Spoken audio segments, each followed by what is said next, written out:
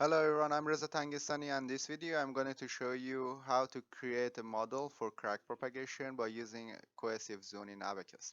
As an introduction, I would like to mention that there are many approaches to study on crack in Abaqus, and cohesive zone is one of them, but you cannot study on crack propagation specifically, and you cannot see the crack path in it. But this approach allow us to study on the energy release and etc. For example, if you want to find the energy release versus the displacement, you can easily use this one, and Abaqus already provided a lot of example in Abaqus documentation, and you can find them. Probably you might think that this approach is very simple and we cannot use for complex model, but you already can find a model 3-point bending test which is very complex, and by using this approach we shows that this model allow you to create complex model as well. Every model for cracking or fracture mechanics, anything that you might require to see the elemental rotation, you need to define damage properties in Abaqus. Okay. For modeling part, first of all, I would like to show you the material properties that we are going to use. These are the arbitrary material properties. You might need to change them for your model. For Young modulus and the Poisson ratio, for the parts we use these two values, and for cohesive zone we use the other values here. This is our part. As you can see, we're gonna see the crack propagation through this line, and we're gonna fix the part from here, and we're gonna pull the part from here, and for 5 units. For this model, we're gonna create two separate geometries. One of them is for the component, for as you can see in here, the length and the width, and the other one is this white component, which is for cohesive zone.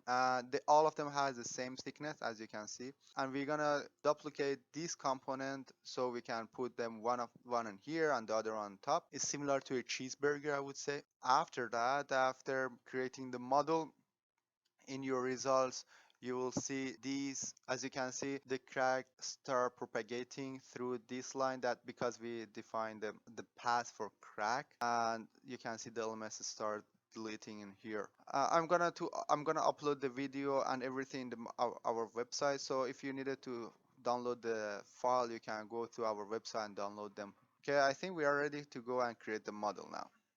To create the model, we start with part. Here we select it, we put 100 here, and we draw a rectangle. The first point should be at the center, and the second should be 75 in x direction and 5 in y direction. You can see the rectangle here. We need to create another component for cohesive zone. Here the same thing, but the only difference is that the x should be same, 75, but the y direction should be a small 0.001, and the second point should be at the center, so you can see it. It's a very narrow rectangle here. And now we go with property. We create one material property for the part. Here we just need to define the Young modulus. 200 is 3, Poisson should be 0.3. We need to create another one for cohesive zone, elastic. We go with traction here. The first value, as we explained on PowerPoint file, it should be 2000. Second one should be 800, and the third one should be 800 as well. We go with damage now, max S damage. The first value should be 15, second one should be 10, and the third one should be 10 as well. And now we need to define damage evolution. This value is for defining the criteria to delete the element. Here we go with displacement as the 0.5. Also, we need to define a stabilization and cohesive parameter for here. We put 1 here. Everything's fine for here, and now we can say okay. First we go to define a section for part, homogeneous, and now in here we plane strain 1 is okay, material property material 1, and now we can assign the property part. We go with the second one. For the second one we need to go to other, and now for the cohesive, here we select material. It should be traction separation. The same value should be defined here. It was 1. Now we can assign the material property. Now we go with assembly. In assembly, we need to insert the part first. We check this box, put the part side by side, and now the second one, and again the part one. Okay, now we stop it here. We go with a step and interaction, and then we can assemble them. First, we go with a static general. Here we turn the energy amount because we might have larger formation, and the initial value should be a small. It should be around 10. Good. We increase this value as well.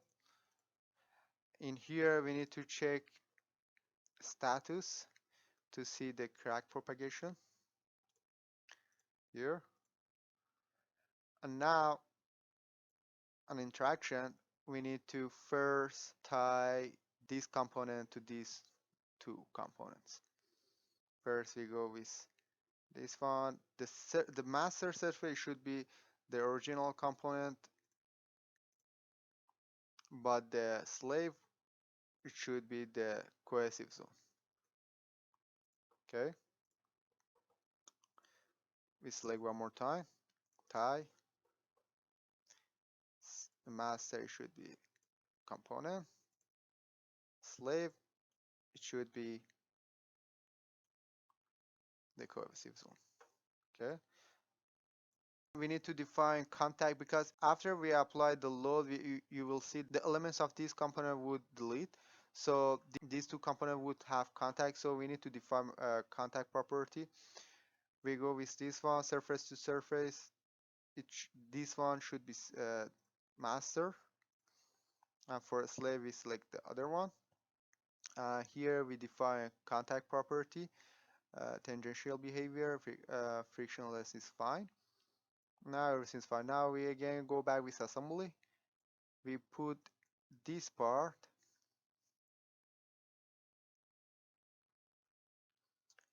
from here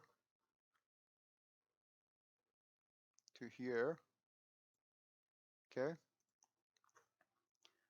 and we move the other one from here to here. Be careful, if you don't do it properly, you will face an error that says that the noding number or it's not correct, but it's only because that you didn't assemble this part property. So now we can go with load. In here we fix this region, uh, these two these two edges. Now we would encaster them, and after that we select the other one. We select this edge and we pull it up for 5 units. Okay, and now we go with mesh. For mesh, we have first we go with component, and here we assign the mesh. It should be 1. It's fine enough. Now we put the mesh, but in here we need to change the element type to plane strain, and we uncheck the reduce integration box. For the second part, first we need to assign seats. As you can see, 1 unit is fine for here. And now in here, you need to put it on the quad structure. Okay, and now you can assign the mesh. Okay. If you want to have more accurate results, you might need to decrease the mesh size. But right now, it's fine for this model. And now also you need to check this and put this change the element formulation to cohesive. Okay, because this region was defined for cohesive zone. And now you can create a job. Okay, and now we can submit the job. As you can see, the job is completed. Now we can see the results. Here you can see the crack propagation during the process. If you zoom in, you can see the cohesive elements in here. The star increasing size, and then suddenly the star appearing. Okay. Also, if you needed to find another results, you can check these. For example, logarithmic strain or all the status. If you didn't check the status box on the stake modulus, you might not be able to see the element deletion and crack propagation. The other thing, if you go here, you can ODB history output. You can see the results for different type of energy or the results that you might be interested in. For example, total energy in here, you can see it. Okay. I'm not gonna explain this now, but I might create a video about it, to explain the different output for crack propagation. I think I explained pretty much all of it. Thank you very much for watching this video. I hope you enjoyed this video. If you have any question, please feel free to ask us so we can create video for you. You also might be interested to watch our other videos. Please don't forget to subscribe and share our video. Until the next video, bye.